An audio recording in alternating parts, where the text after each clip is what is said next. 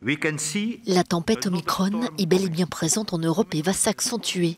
L'Organisation mondiale de la santé annonce une augmentation significative des cas de Covid-19 et appelle les gouvernements à se tenir prêts. Car le variant déjà dominant dans certains pays comme le Danemark va déferler sur toute l'Europe. Résultat, les projets de millions d'Européens pour Noël et le Nouvel An mis à mal. Et même si la vaccination massive permet d'éviter une catastrophe plus importante, la suite n'est pas rose.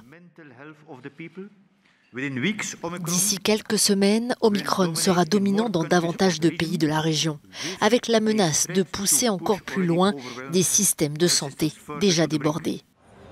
Pour contrôler l'épidémie, le télétravail va devenir obligatoire au Portugal pendant 2 semaines.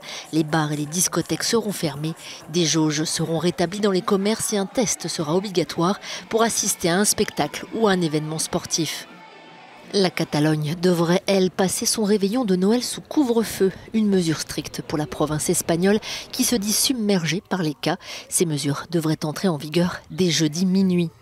En France, où le taux d'incidence du Covid atteint un nouveau record, le gouvernement veut accélérer la transformation du pass sanitaire en pass vaccinal plus vite que prévu. Il pourrait entrer en vigueur dès la première quinzaine de janvier. D'ici là, le gouvernement compte sur la responsabilité des Français pendant les fêtes.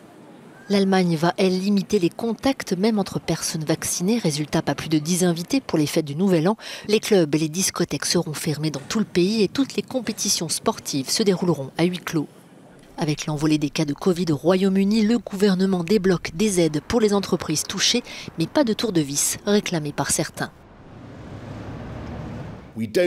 Nous ne pensons pas aujourd'hui qu'il y ait suffisamment de preuves pour justifier des mesures plus sévères avant Noël. Le Premier ministre parie sur l'accélération de la campagne de rappel vaccinal et s'en tient pour l'instant à quelques mesures comme l'incitation au télétravail.